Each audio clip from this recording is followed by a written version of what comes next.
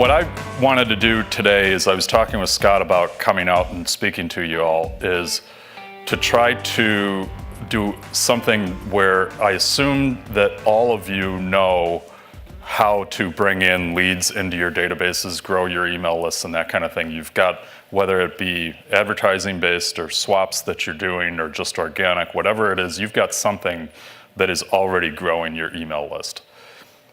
That if that's not the case, then certainly we can talk and help about that stuff too. But what I wanted to do was say, what then?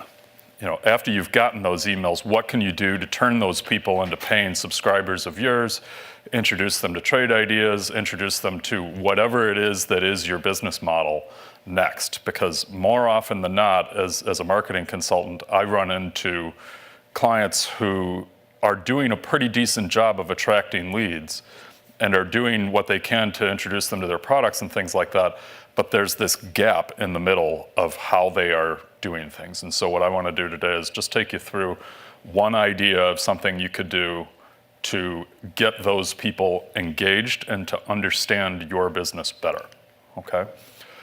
So quick background on me. I've been running 16 Wells, which is my company, for the last 7 years. Before that, I spent about 10 years in online brokerages. I was the head of marketing at Trade Monster, ran business development at Options Express. I was a product manager for options and futures at E-Trade. And before that, I spent about 10 years in different management consulting roles while I did my MBA at University of Chicago and all that kind of stuff. What 16 Wells is all about is really just helping people like you grow your businesses. Whether it be from lead generation stuff, helping develop product, web design development for conversion instead of just making it look pretty, you know, all that kind of stuff. And really my clientele is about, based on the revenue I've had since 2011, about 80–90% financial companies in one way, shape, or form. I'm a Google certified AdWords agency partner. I also do an absolute ton of Facebook advertising, typically about 6 figures a month in terms of monthly client spend. Active Campaign is something I'll be talking about a lot today because it's what I've really been using a lot in email delivery systems. It's essentially, it's a lot like Infusionsoft, but the UI and the UX is a lot better, a lot easier to use. So that's a little bit about me. Now let's get back on the stuff that'll actually be interesting to you, which is how is it that we're going to get somebody to be more engaged with your business and be a paying subscriber sooner, okay? So if there's essentially 3 different steps that you've got of a problem here, the first set of it is really just how do you generate that lead to begin with? How do you get somebody interested in signing up for your email list and all that kind of thing? And nearly everybody I run into does some variety of a decent job of doing that.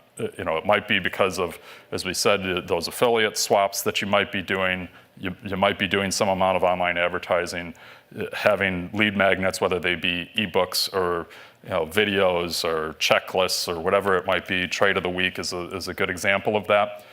And then once you've gotten that lead in, you need to cultivate these people. You know, if you aren't doing something like that, you've got to turn them into a prospect by engaging with them and explaining what it is that's your company's value proposition, explaining to them what your product ladder is so they know what to expect in terms of where things are going with you. And then having some cornerstone content is really just a term that refers to maybe the 5 or 10 most popular posts on your website, or things that discuss what sort of aspects you might have that can explain to somebody better than a sales page could where you provide value to people, okay? And then escalation is after you've gotten that first purchase, moving them up the ladder to the next one and getting them to be a long-term customer. And that's where you can really increase your lifetime value of a customer. What I see more often than not is companies not even doing that at all.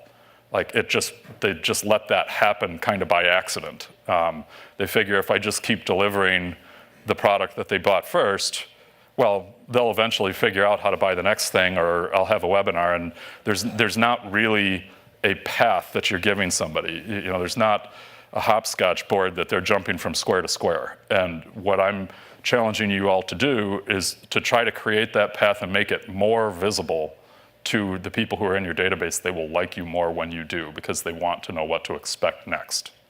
Okay. Let's see.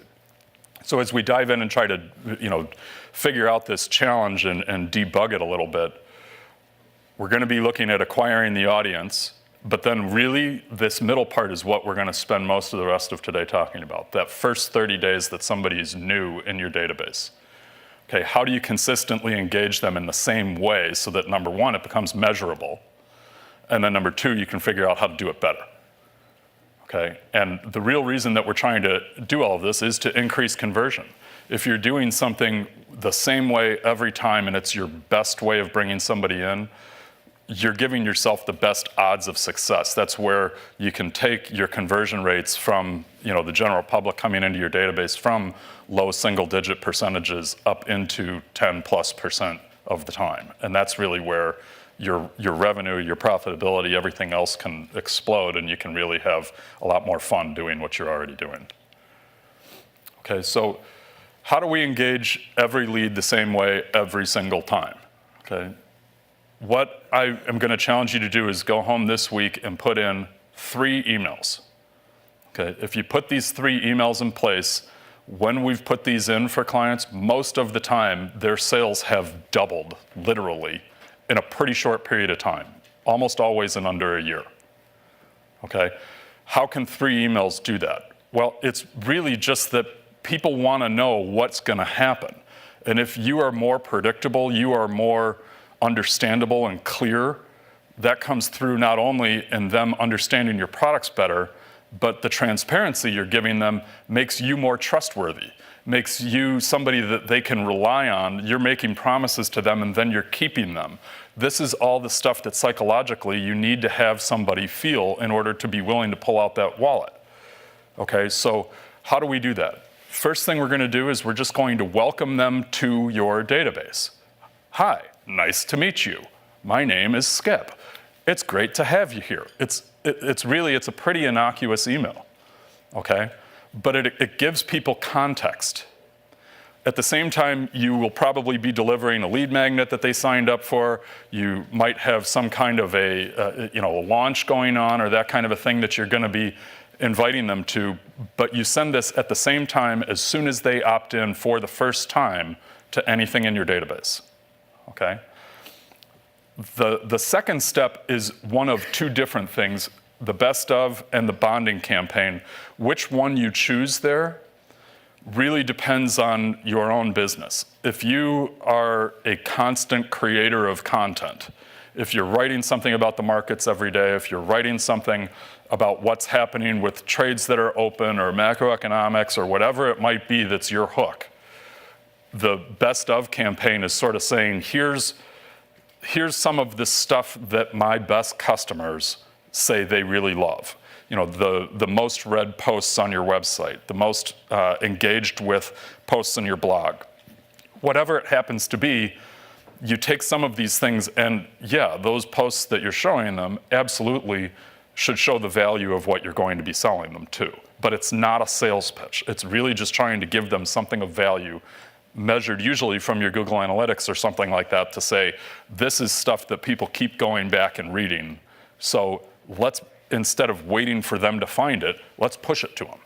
Okay, let's say here's something that everybody who comes here wants to know this. Okay, when you go into Cheesecake Factory or something, what do they have there? They got a big case of cheesecakes right in front so you can see them and say, don't you want to get fatter? Don't you want to have dessert? And so doing that, trying to take your best foot and put it forward is something that draws people in a little further, okay?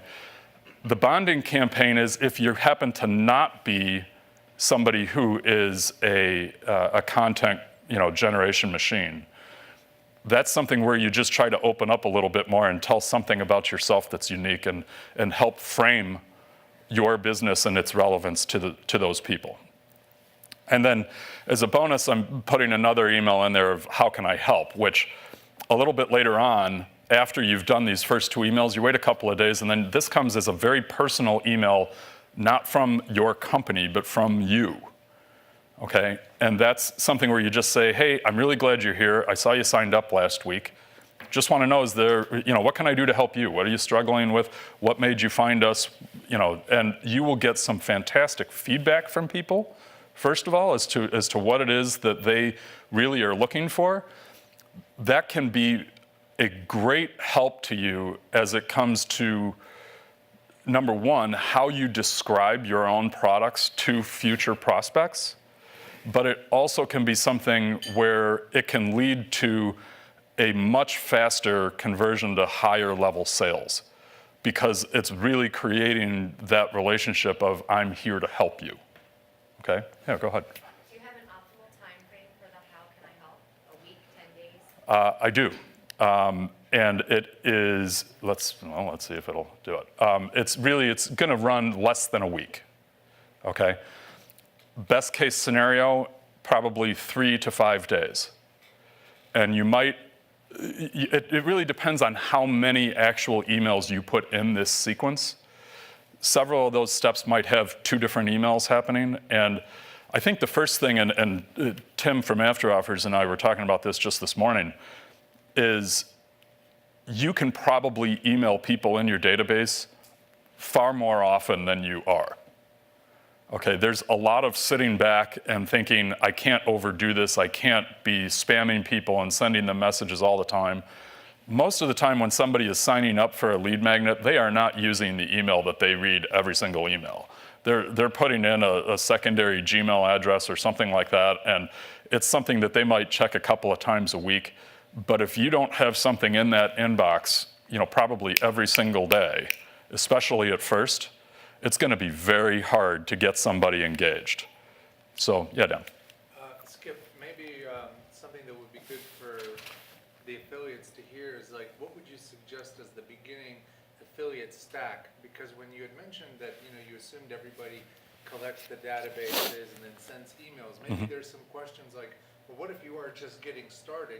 How do you send, let's say, the first mass email, or mass meaning multiple, whatever it is? Maybe you could help them at the very, very foundational level of just some high-level stack software to use for the beginning.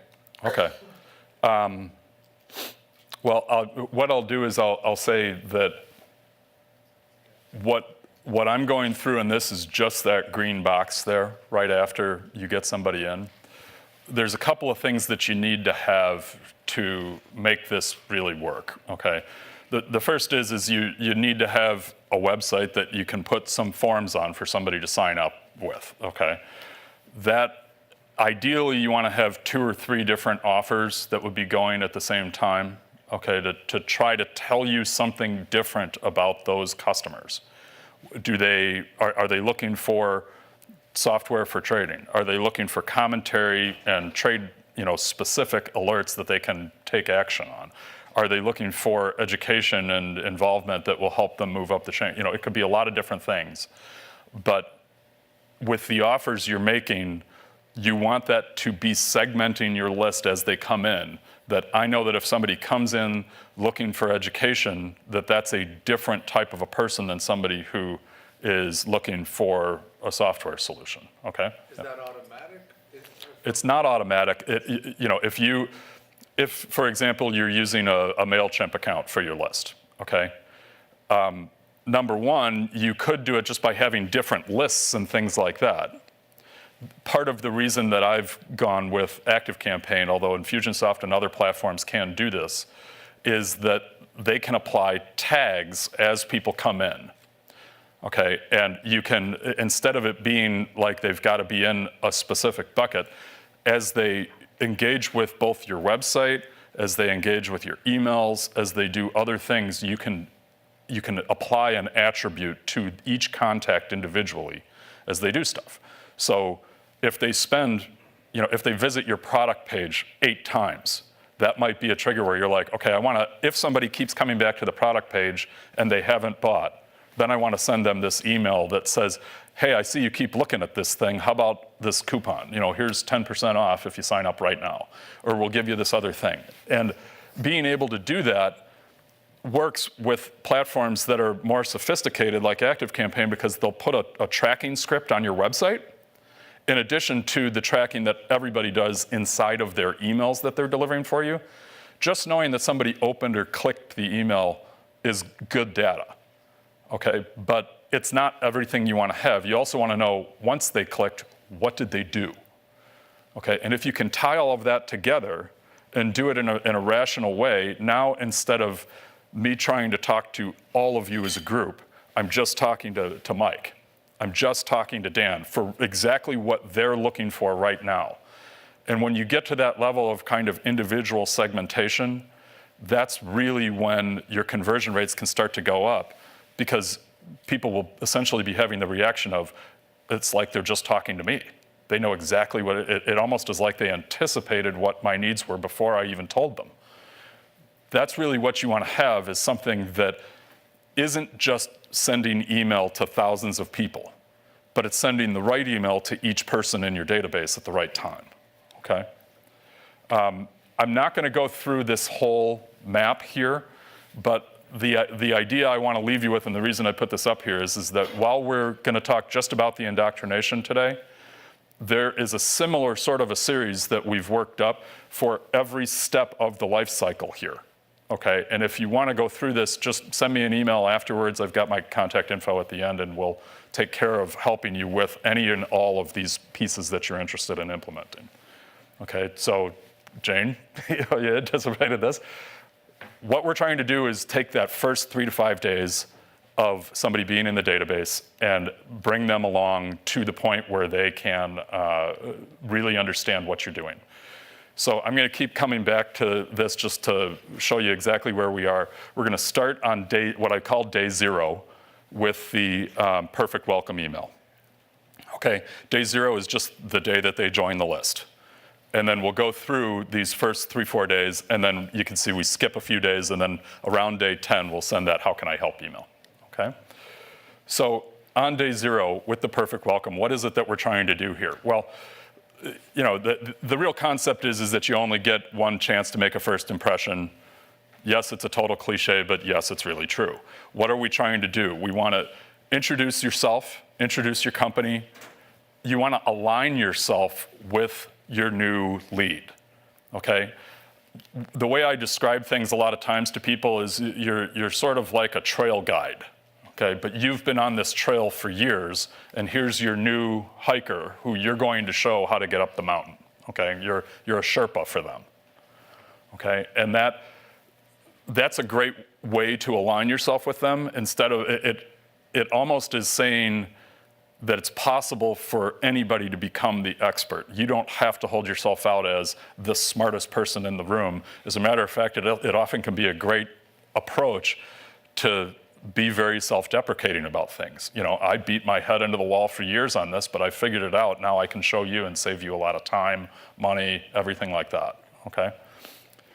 So once you get that kind of a thing done, you then want to set expectations for, we're glad that you're here. Here's what you can expect from us. We send out our trading newsletter of what's going on in the markets every trading day. We do it in the morning. We do it after the close. We send out a weekly newsletter where we talk about how you can grow orchids better, or whatever it is that's your hook. Tell people exactly how often they're going to hear from you, okay? You want to also restate to them what the benefits are of kind of taking that first step to being a paid subscriber. You don't want to do it with a hammer. You're not trying to close them right there. You're telling them the benefit, but you're actually not asking them to do it. This is something that a lot of people have a lot of problems with. Why would I tell them their benefit of subscribing and then not give them a way to buy? It creates tension. Tension is a good thing. You want them to be coming after you, not you to be banging on their door. A lot of people just do not want to talk on the phone to a company anymore. They want to do all their research, figure things out for themselves, and then have them decide it's time to move forward. By creating your value proposition and talking to them about what the benefit is to them, what you're doing is you're creating that tension that needs a release but isn't given one yet, okay? Which is a really positive thing to have happen. We also want them to do a micro commitment, make a micro commitment. And what that is in this email most of the time is just having them whitelist your emails. Drag it to the priority inbox if they're on Gmail, something like that, so that your emails are going to get to their inbox. Okay, just that one little act of doing it can really change around the willingness that they have to read future emails. And it's a tiny little step that really doesn't mean very much in terms of what it costs them. It costs them nothing, but it's saying that your stuff is valuable to them. And so the degree to which you can get somebody to do that, it's really, really great. And then the final thing that you really want to do is just open a loop. Okay, what is a loop? Well, that's exactly what happens like on every soap opera or shows like 24 or things like that, where they get to the point where Jack Bauer is about to torture the terrorist or something, and then it goes to commercial. Okay, and you're like, what's going on with it? So you want to do that to people every time you can. If you can create that loop and that question of, and tomorrow we'll show you what happens when you do that, that is really where you're creating that tension and that ability to keep people opening the emails and coming back. Okay? So again, you're going to get that first commitment from you're making your first commitment to them. You're telling them what schedule it is that you're going to be talking to them on. They want to know where to start. You're giving them a little bit of context. You're telling them how to get the emails to their inbox, and then you're creating some anticipation of what's going to come tomorrow. All right?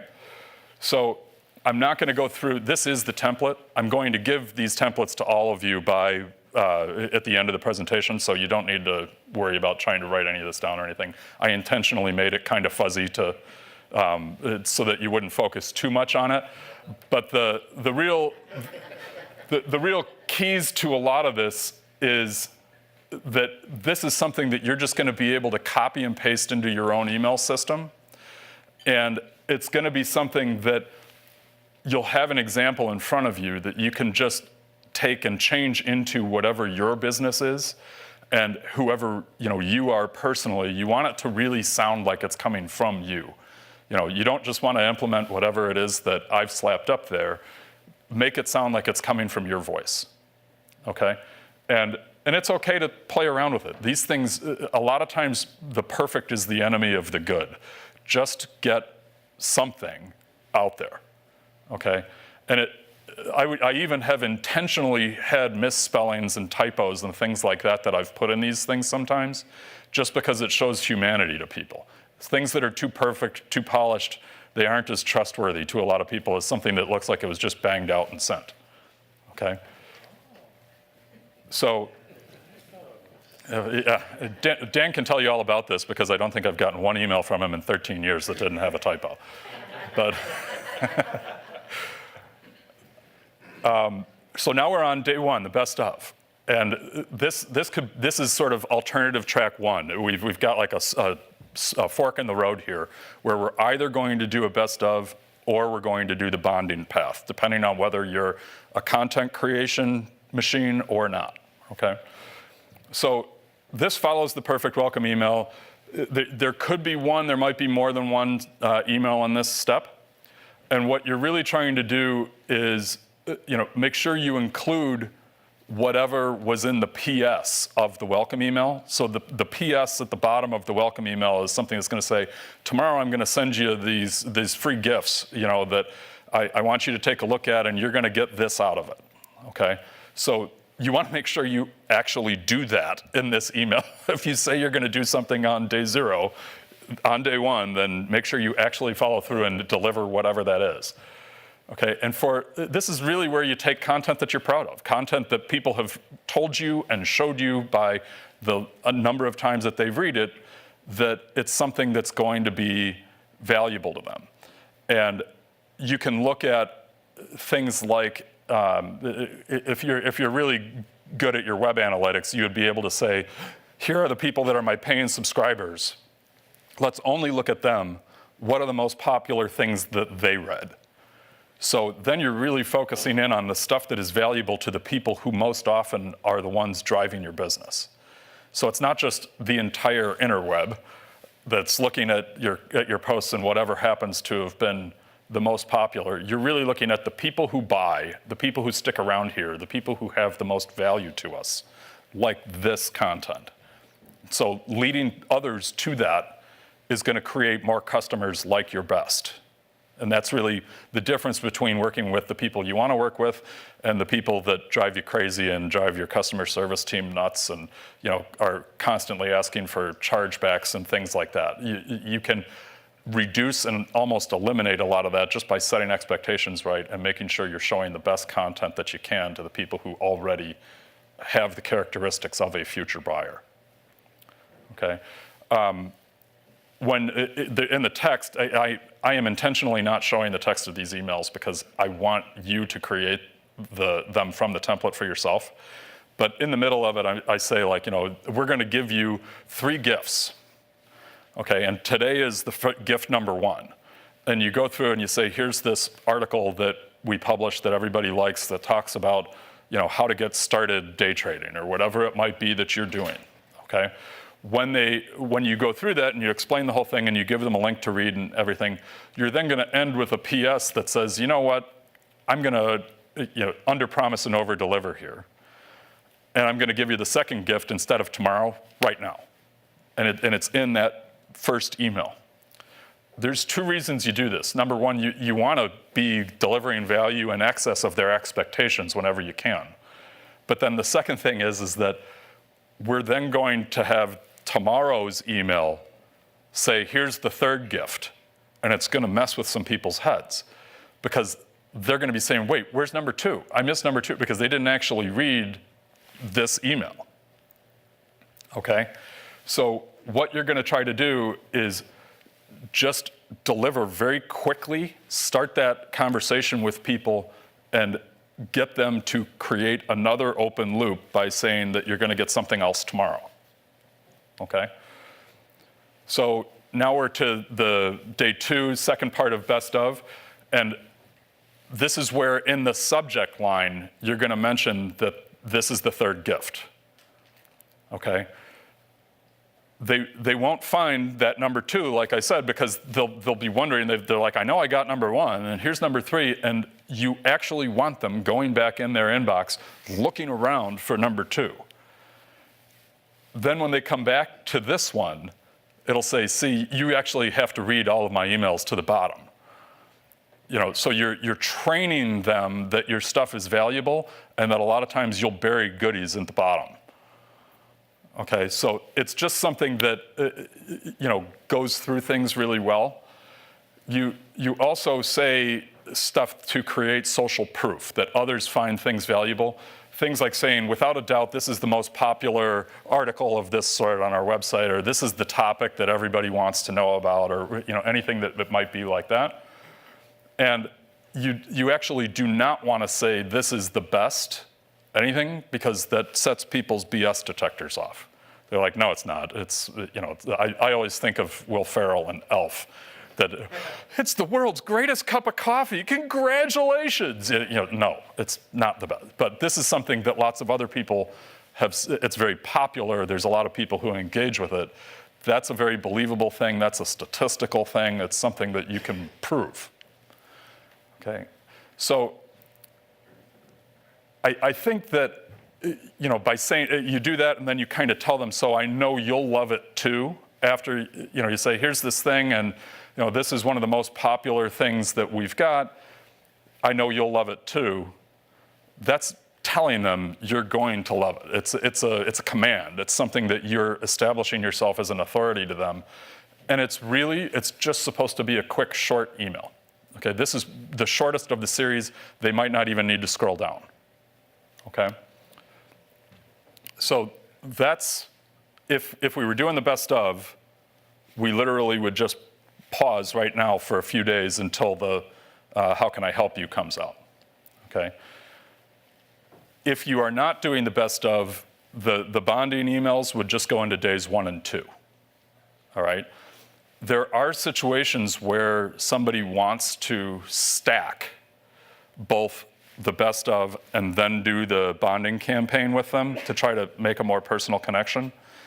I'll leave that up to you if you want to or not, but if you decide to stack them up, what you want to do is look at what's happening to your open rate on those emails as you go. And if you're seeing a big drop off, I'd suggest you either remove that or maybe pull the bonding campaign out and maybe deliver it, a week or two out. Okay, come back to it later.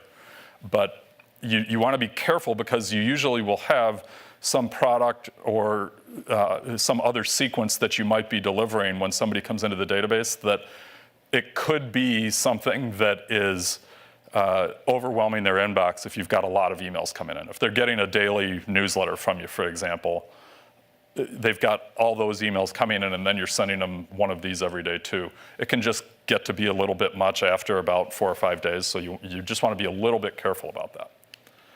So what the bonding campaign does, this is, again, the alternative to the best of. This is designed to follow immediately after the perfect welcome. And if you don't produce a lot of content, like I said, this is something that you want to use. And this might be where you say something that is a engagement with them. The example I have here is, the number one reason to write a book? Because you've got something that you want to say, or something like that. You want to come up with something that is a engagement with them that is about a topic that you're going to provide some value on. Okay, it's also a good place for you to put a stake in the ground and to say, this is where our flag is. We can't stand that. Okay, if you're teaching people how to trade 6 times every day, then you probably are going to take a stand and say, I think that long-term trading or long-term investing is ridiculous. I can't stand Susie Orman, whatever it is. Okay, you can make fun of things here. It's a good thing by pushing away the people who are not your buyers. You make the people who are your buyers say, that's my crowd. Those are my people. I want to be doing more with those people because they feel the same way I do. I can't stand those books of hers, and I want to be, with these guys that are, having a good time, figuring out how to trade more actively. Whatever it is, you want to have them know what it is that you stand for. Don't be plain vanilla, be hot sauce instead. Okay? So by putting something like congratulations in the subject line, people don't get complimented a lot, especially not by family, friends, things like that. We're all kind of a little rough on each other. Congratulating somebody usually makes the deliverability really high, usually makes the open rate very, very high. So, and here's the other thing that really is kind of interesting is that who compliments you? Who congratulates you? Who are the people that tell you you're doing a great job? They're usually authority figures in your life. Your priest, your rabbi, your teachers, everybody, a coach. All of the people who tend to be the ones saying you're doing a great job there are the people who have authority. So if you compliment people as they're coming into your database, you're also establishing yourself as an authority, as an expert, as somebody who can evaluate whether or not they're doing a good job. Okay, so try to be very complimentary of the people who are coming in. And then talk about what it is that your subscribers, what your best customers want. It's not, they aren't looking for a thing. They're looking for an outcome. They're not looking for the best trading software in the world. They're looking for more money in their bank account. Okay, they're not looking for diet pills. They want to lose weight. All right, so talk to them about what it is that they're ultimately looking for, because that's, again, aligning with them and saying, I understand you. Okay? So after you've sent that first email to them, by this point, they're opening your messages for a few days in a row. They recognize your name. You know, what I say when I'm saying teach a key lesson from the video, most of the time in this email, I'll have a video clip that I'm putting in the body of the email that, of course, it might go to YouTube or your own website somewhere to watch it or whatever, but a lot of times this can be something that's your own video and your own content, but it doesn't have to be. You know, I've had a lot of clients who are very shy about being on video and really don't feel comfortable in front of the camera and that kind of stuff. And you know, for a bunch of them, they would take little speeches of people like Steve Jobs or something that was, you know, really inspirational, and then they would, in the email, just tie back to how that applies to their business and to their customer. Okay, so you can play around with this a lot, but there's also a PS at the bottom of this that will be the same concept as what you do if you're doing the best of campaign. You use those PSs at the bottom to open that loop and go to the next email. Okay? So now we're to the end of the series, the how can I help you part. And what this really is designed to do, we talked about it a little bit, is just to get more in depth as to why did this person join your email list. You directly ask them, you know, what is it that made you want to get this from me? What made you want to learn it? You know, if you do it right, they will actually tell you exactly what it is that they are looking for and exactly how it is that you can sell them. Okay, sometimes that literally, you can create like people responding back. You just say, hit reply to this email, you know, and make sure you actually check that inbox. It should actually be your email address, okay, or whoever it is. You want this to be something where they feel like they've got direct access to the person in your company, which I assume is all of you. You know, if it was trade ideas, I would say this one comes from Dan. This one comes from Jamie. It comes from somebody who's going to be their point of contact, the person that they are looking to understand where this all comes together, okay? And it should be very conversational. Okay. The other thing I would say is when you're working on your template here, don't sound corporate. This should be the kind of conversation you would have with somebody that you bumped into at a Starbucks who was sort of a friend or something. All right, very conversational, very loose. You want that because you want people to really feel like they've got that emotional connection with you, even though this is all done by email. Okay. If you do not want to respond to people, if you do not want to get into an email thread back and forth with somebody where you might send 3 or 4 emails with them, don't use this template, okay? This is something you use if you want to talk to your customers, okay? If you've got so many coming in that you can't possibly respond to this, don't have it just go to customer service and have customer service responding, you know, with a ticket system or something like that. Just don't do this. All right, but this is a really great place to do things like say, you know, you can reach me on Twitter, here's my account, just send me a message there, I check it all the time, you know, whatever it might be. You want to give them something where they can really sink in their teeth and know how to get a hold of you and feel like you're approachable and feel like, boy, these guys are really different than what I'm used to seeing from other companies, okay? And then if they do reach out to you on Twitter and ask something, give them a shout out back. Say, I'd like to thank, you know, at Joe or whoever it is that sends you a message. People freak out that they get, you know, praised for sending you something. Hey, great question from Joe today. You know, we're happy to have you at Trade Ideas. You know, that kind of a thing really does make people happy. I personally don't really understand that, but they get real excited when you shout out to them. Okay, so we covered almost all of this, but we don't really recommend stacking both the bonding and the best of. I'd pick one or the other. But as I would say about anything, test it for yourself. See what works best.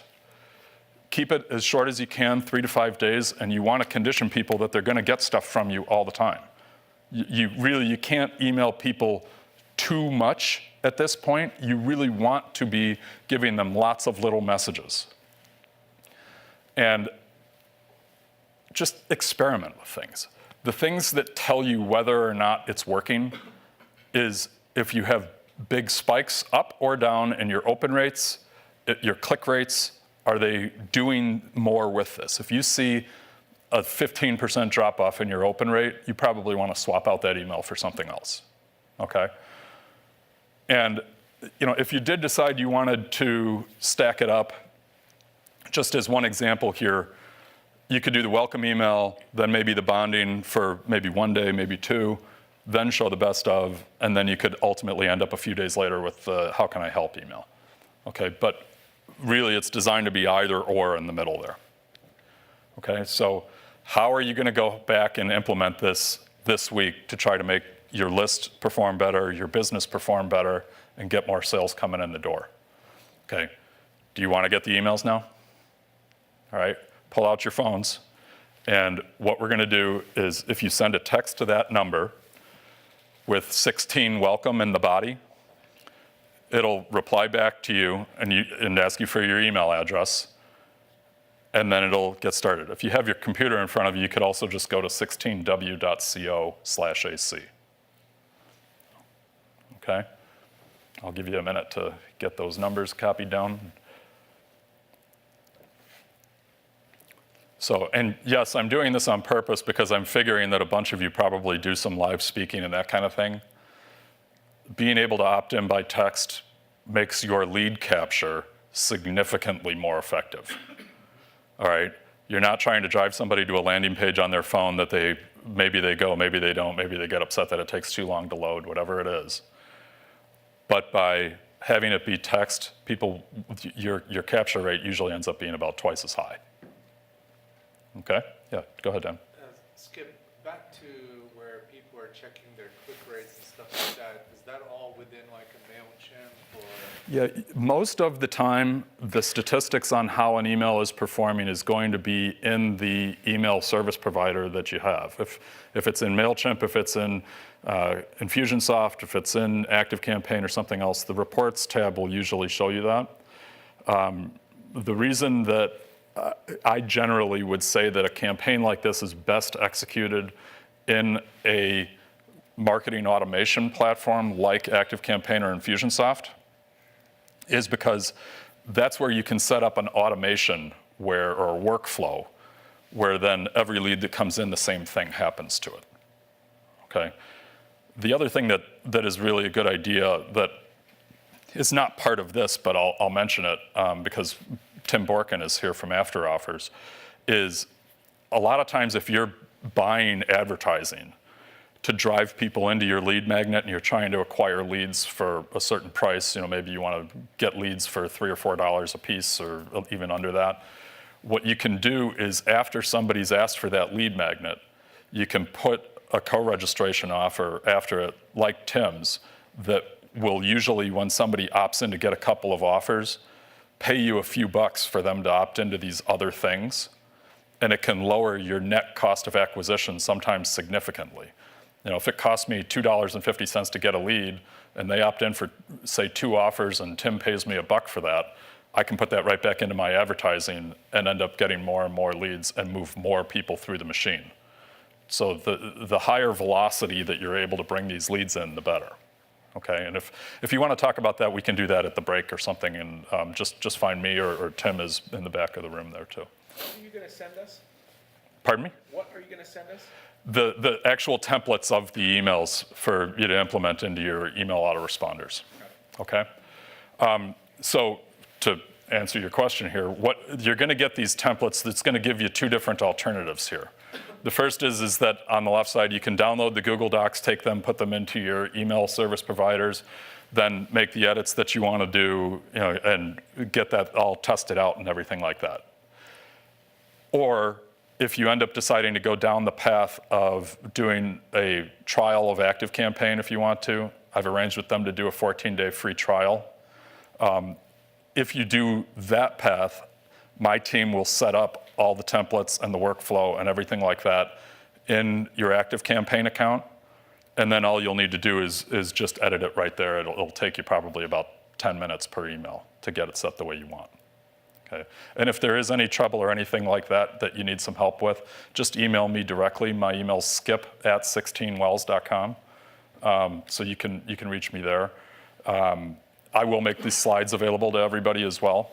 Why don't we say this? The slides, because I know we've got some people watching remote and everything like that, I'll put them at 16w.co/trade ideas.